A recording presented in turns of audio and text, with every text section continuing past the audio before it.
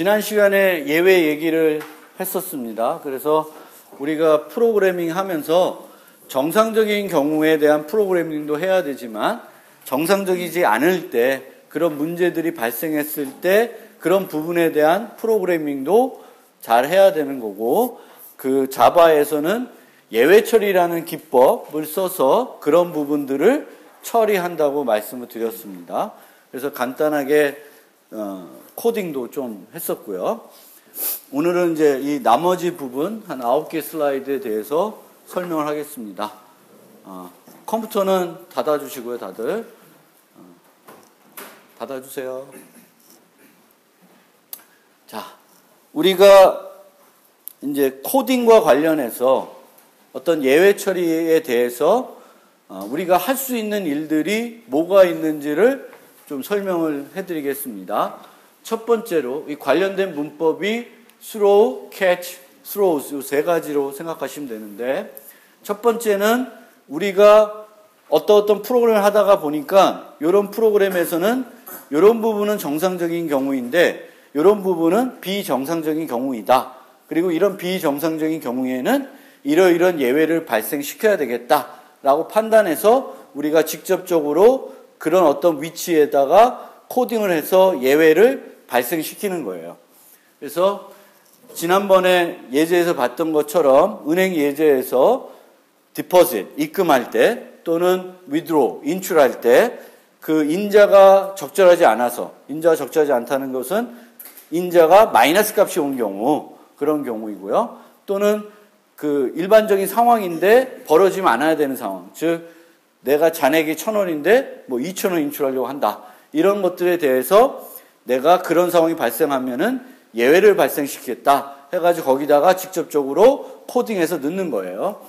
그래서 우리가 그런 예외 객체를 생성해가지고 예외 객체를 던질 때 이제 사용하는 문법이 throw new 뭐 객체 이렇게 되는 건데요. 이때 프로그래머가 직접 정의할 수 있고 시스템 라이브러리에서 이미 정의된 예외 클래스를 활용할 수도 있습니다. 두 가지 다 지난 시간에 해봤죠.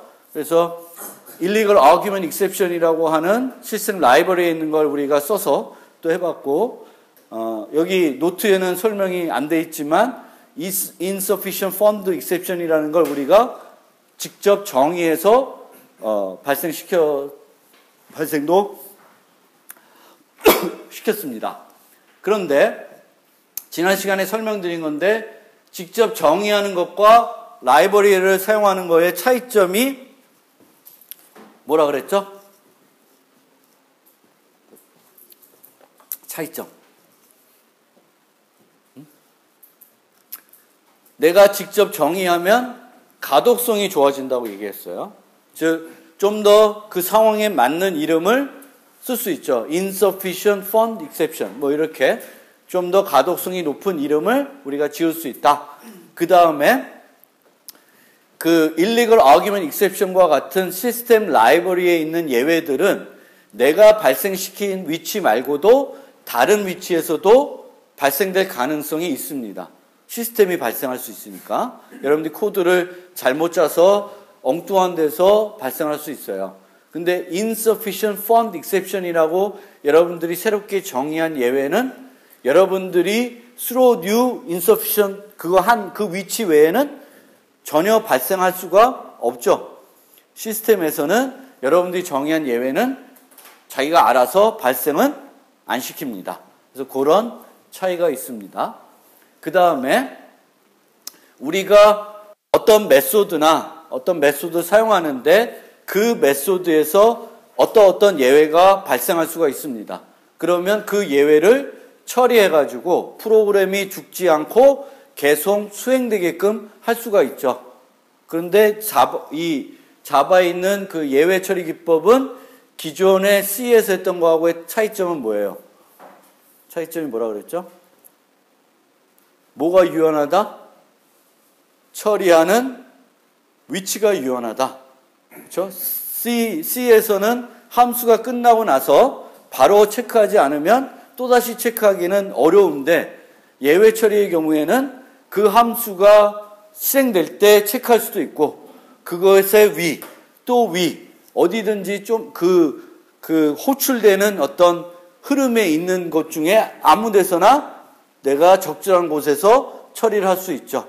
메인에서 F 부르고 F에서 G 부르면 G에서 발생된 예외는 F에서도 처리할 수도 있고 메인에서도 처리할 수 있습니다. 그래서 처리하는 위치가 좀 더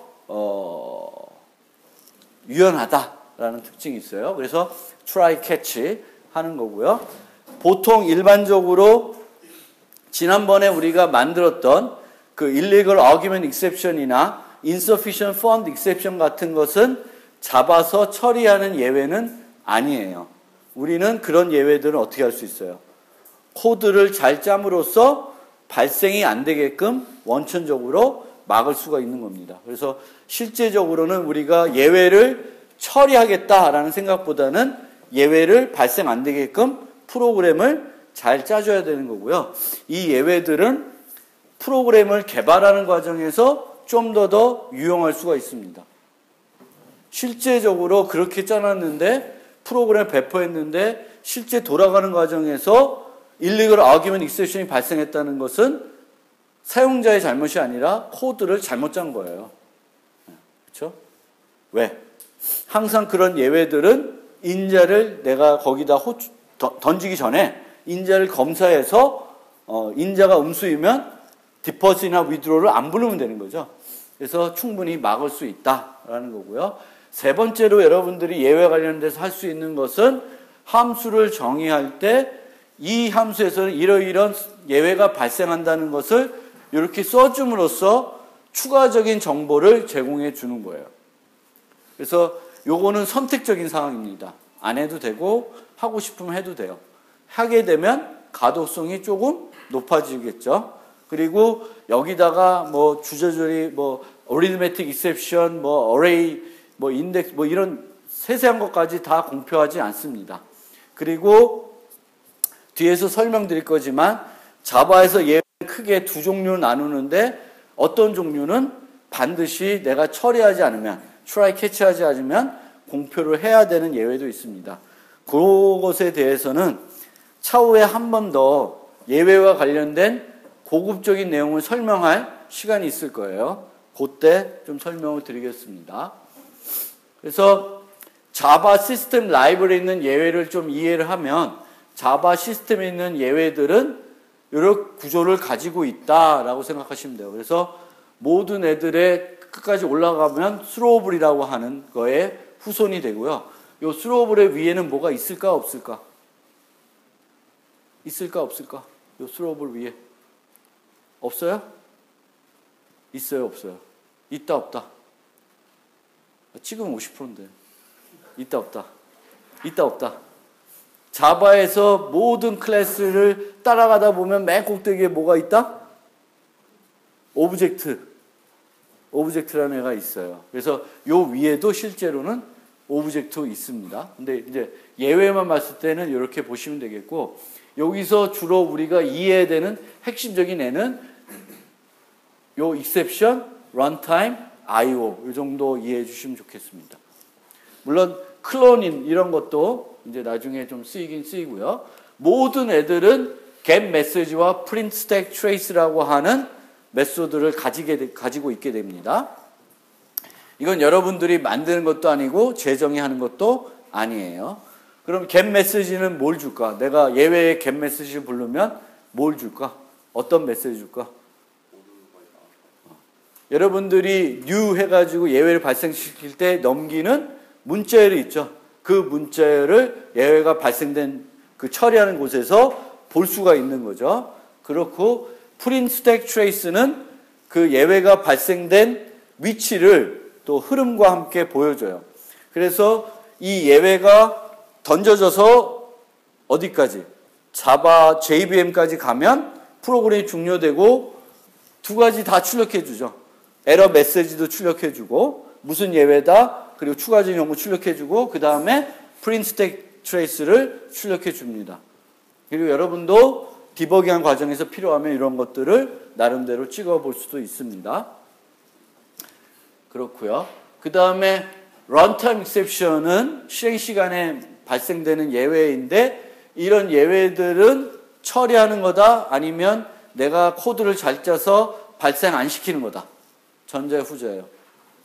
후자입니다. 그래서 런타임 익셉션들은 처리하는 거라기보다는 내가 안 발생하게끔 코드를 잘 짜는 거예요. 몇 가지만 좀 볼게요. 널 포인터 익셉션.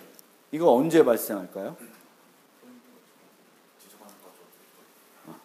자바에서는 타입을 크게 두 가지로 분류하면은 원시 타입 8개랑 뭐가 있어요? 참조 타입이 있다 그랬죠. 참조 타입은 뭔가 의미 있는 객체를 가리켜야 됩니다. 근데 객체를 가리키지 않고 널 값을 가지고 있을 수 있어요. 근데 널 값을 가리킨다는 건 리모컨이 아무것도 안 가리키는 거죠.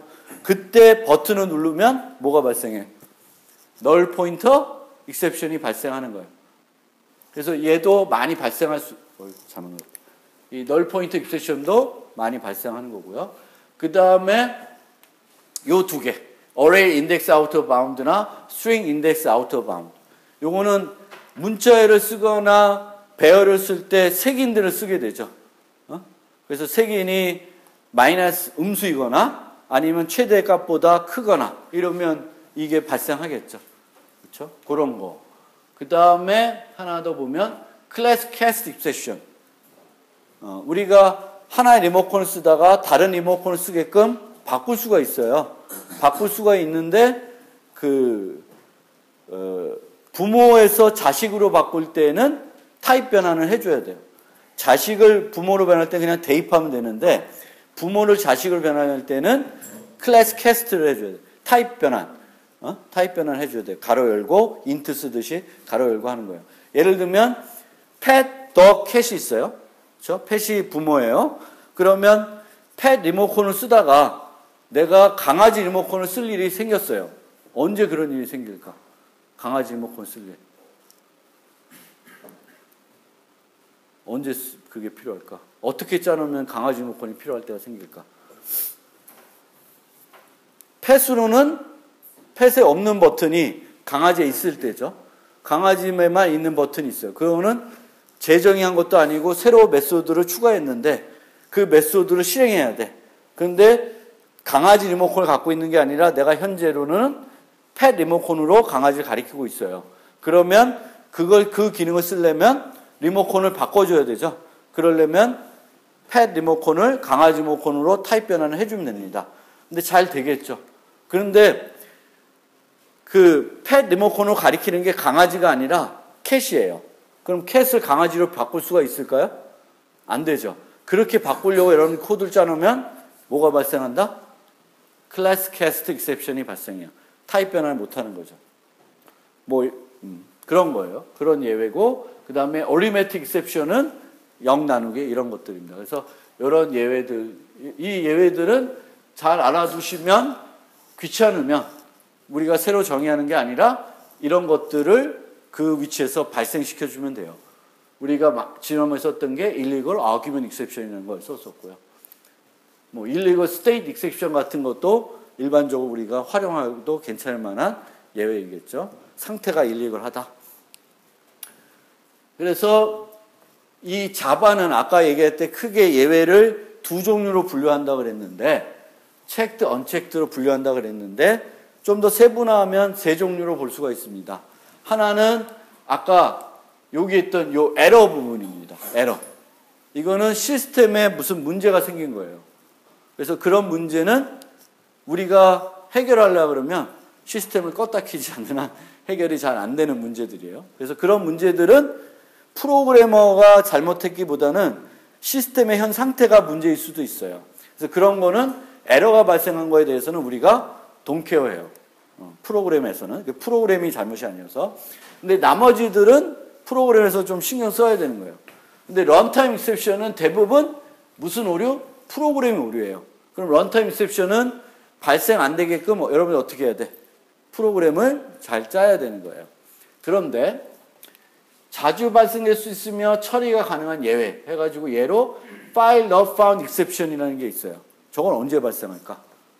영어 잘 되죠? file not found exception. 언제 발생을 해요? 그렇죠. 파일을 읽을 때 그 파일이 없어요. 그거랑 아까 얘기했던 runtime exception 중에 배열 3개는 마이너스 1 쓴 거랑 한번 생각을 비교해 보세요. 마이너스 1 쓴 거는 어떻게 해야 된다? 코드로 수정해야 되는 거죠. 코드를 다시 짜서 그런 게 발생 안 되게 하는 거예요. 이거는 코드로 수정한다고 해결되는 문제예요? 안 되는 문제예요? 해결되지 않는 문제예요. 코드로 수정해서 해결은 안 되지만 이게 발생했다고 프로그램을 죽일 필요가 있는 거예요? 없는 거예요? 죽일 필요가 없습니다. 어떻게 하면 돼? 사용자한테 알리고 다시 하라 그러면 돼요. 뭐 종이 부족, 프린터 보냈는데 종이 부족 났다고 컴퓨터 죽여버리면 되겠어요? 아니죠. 알려주면 되지. 종이가 없어서 프린트가 안 되니까 종이를 넣어라. 그럼 여러분 어떻게 할 거예요? 종이를 구에다가 넣고 다시 닫고 실행하면 인쇄가 되는 거죠. 그래서 이런 종류의 예외들은 무조건 처리해라. 무조건 처리해서 프로그램을 죽이지 말고 처리해라라고 하는 거예요. 그러기 위해서 자바에서는 체크드와 언체크드로 나눴습니다. 런타임은 언체크드예요. 언체크드라는 거는 우리가 검사해야 되는 게 의무가 아니다라는 거예요. 예를 들면 의무면 어떤 상황이냐면 배열 3개인을 쓰는 모든 곳에서 뭘 해야 돼요? 트라이 캐치를 해야 되는 거예요. 그렇게 짜라 그러면 짜겠어요? 프로그램? 못 짜죠. 그래서 그런 것들은 언체크드예요. 여러분들이 예외 처리 관련된 코드를 코드 안에다 넣나 안 넣나 누가 불만을 안 할까? 컴파일러가 불만을 안 해요.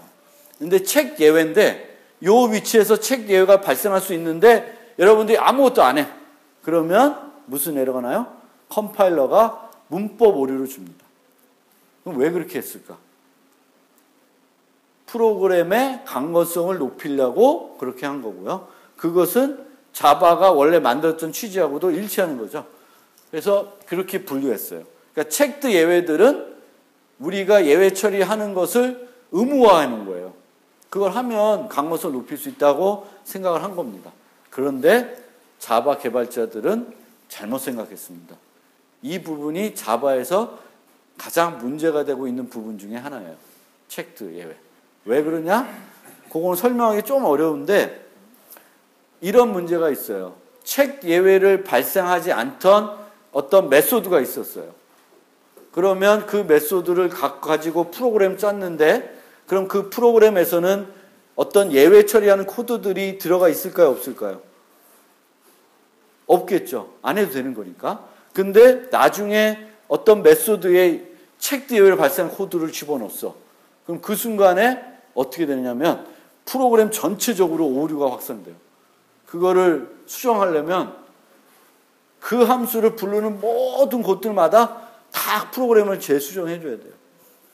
너무 번거로운 거지. 그걸 해결할 수 있는 방법이 없어요. 그래서 별로 안 좋다, 문제가 있다 라고 얘기를 한 겁니다. 근데 의도는 되게 순수하고 좋은 의도죠. 그래서 직접 처리를 유도하는다. 이거 하면 좋다, 해라 라고 한 건데 미리미리 다 결정해놓고 해놓으면 좋지만 나중에 만약 체크 예외가 안 나던 것들을 넣게 되게 되면 그 순간에 프로그램을 보완하고 올바르게 동작하게끔 만드는 게 너무 어려워진다라는 것이 있습니다. 그리고 예외 공표는 아까 할 수 있다고 그랬는데 하나 말고 여러 개 할 수도 있고요. 그리고 나열할 때 상속 계층 구조를 고려해서 나열해야 된다.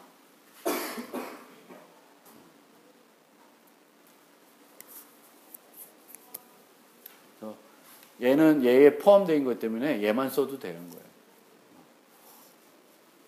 그래서 이제 이런 건데 이것도 우리가 약간은 고민해 볼 필요는 있어요. 가독성 측면에서. 그래서 어쨌든 공표를 할 수가 있고요. 언체크드 예외는 얘는 내가 처리하지 않으면 무조건 공표하게끔 되어 있습니다. 그래서 앞으로 여러분들이 그 라이브러리를 참조해가지고 어떤 프로그램을 할 때 보통 내가 요번에 요런 메소드를 써서 프로그램 짜야 되구나 이런 걸 이제 그 헬프 파일이나 이런 거 통해서 찾아보잖아요. 그럼 보통 여러분들이 어떤 메소드 쓰고자 할 때 뭘 봅니까? 어떤 인자를 줘야 되나 그걸 보겠죠. 그렇죠? 함수를 하나 쓰고 싶은데 이 함수가 어떻게 돌아가는지 이해하려면 내가 어떤 인자를 줘야 되냐 보고 그 다음에는 반환값을 뭘 주냐? 그걸 보겠죠. 그래서 그거 말고 또 봐야 되는 게 이제 뭐예요? 이 함수에서 어떤 예외를 발생시킬 수 있는지를 또 봐줘야 되는 거예요. 그리고 보고 얘가 내가 처리하는 예외를 발생시키는 건지 아닌지, 그리고 그런 예외를 발생하지 않도록 하려면 내가 인자를 어떻게 만들어서 줘야 되는 건지, 무슨 검사를 사전에 해야 되는지를 다 따져줘야 됩니다. 그래서 앞으로는 여러분들이 헬프 파일 볼 때 어떤 예외가 그 메소드에서 발생하는지도 확인을 좀 해주세요. 그 다음에 한 5개 정도 예외 처리와 관련된 팁을 드리겠습니다. 첫 번째 팁은 우리가 예외 처리를 집어넣게 되면 코드의 가독성이 조금 떨어진다 그랬어요. 왜냐하면 어떤 부분이 예외 처리이고 어떤 부분이 정상적인 부분인지 구분이 잘 안 되는 거예요. 코드 보면 전체 코드 중에 어떤 부분에 try catch가 들어가 있는 거지. 그럼 읽기가 좀 어려운 부분이 있습니다. 그럼에도 불구하고 예전에 그 C 언어보다 좋아진 점은 여기 안에다가 예외와 관련 것들을 묶게 되면 요 부분만 보면 정상적인 경우에 이렇게 하는 거구나. 요것만 따로 볼 수가 있죠. 이게 좀 더 지저분하다 그러면 함수를 2개 만들어도 돼요. 예외가 전혀 없는 애랑 예외가 있는, 예외 처리하는 부분. 그럼 밖에서는 G 부를 일 있을까요? 밖에서는 G 부르는 게 아니라 뭘 불러? G 부르면 안 되고 F를 불러야 되는 거죠. 우리가 이렇게 나눈 것은 코드를 읽을 때 try catch 부분 없이 코드를 읽으려고 이렇게 만드는 건데, 이제 실제로 부를 때는 예외 처리까지 해야 되니까 요걸 부르는 거예요. 그래서 이렇게 나눔으로써 코드의 가독성을 좀 더 높일 수 있는 방법이 된다라는 거고요. 그 다음에 요건 읽어보시고 예외를 무시하지 마라. 예외를 무시하는 방법은 try catch하고 exception 하고 비워놓게 되면 모든 예외는 exception에 다 잡죠. 체크든 언체크든 다 잡아요. 그런데 아무것도 안 해. 그럼 무시하겠다는 거죠. 예외가 발생했는데도. 그러면 안 돼요. 무시해도 되는 예외도 있겠지만 무시하면 안 되는 예외도 있습니다. 그래서 절대 예외를 무시하는 것은 바람직하지 않고 어떤 예외가 발생하는지 보고 이 예외들을 원천적으로 일어나지 않게 코드를 수정하거나 적절히 잡아서 내가 처리를 해줘야 되겠죠. 그 다음에 예외 처리를 프로그램할 때 이렇게 작은 단위로 문장이 포문인데 포문 안에다가 요 문장 하나마다 try catch 하면 코드 읽기가 어때? 너무 번거롭죠? 뿐만 아니라 실제적으로 try catch 하는 것은 얘가 문제 생겼다고 하면 또 실행이 안 돼야 되는 것들이 있죠. 그걸 같이 묶어놓은 거예요. 그럼 이렇게 묶어놓으면 여기서 예외 발생하면 뭐가 중단이 돼? for loop가 중단되는 거죠. 우리가 원하는 건 for loop가 중단되는 거지 팝하다가 문제 생겼다고 해서 그 다음 거 또 하고 또 하면 의미가 없죠. 그렇죠? 그래서 우리가 try catch로 묶는 것은 얘가 문제가 됐을 때 하지 말아야 되는 것도 같이 묶어놔야죠. 그래야 얘가 여기서 문제가 생기면 나머지 것들도 안 하고 예외 처리하는 부분으로 넘어오는 거예요. 그래서 아주 세세한 단위가 아니라 큰 단위로 그 예외가 발생됐을 때 안 해야 되는 부분까지 같이 묶어서 그 묶은 단위로 try catch를 해야 되는 거고요. 그 다음에 예외 처리 기법을 다른 목적으로 활용하면 안 된다. 이 코드 한번 읽어보세요. 이거 뭘 하는 걸까요?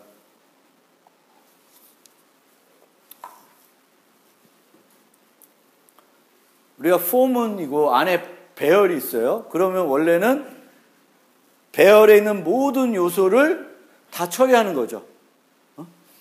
근데 보통은 그 조건을 어디서 따져요? 요 중간에 따지는 거죠. 조건이 없어. 그럼 얘는 뭐야? 우리가 이런 루프를 무슨 루프라고 그래요? 무한 루프죠. 근데 무한 루프인데 언제 끝날까 이게?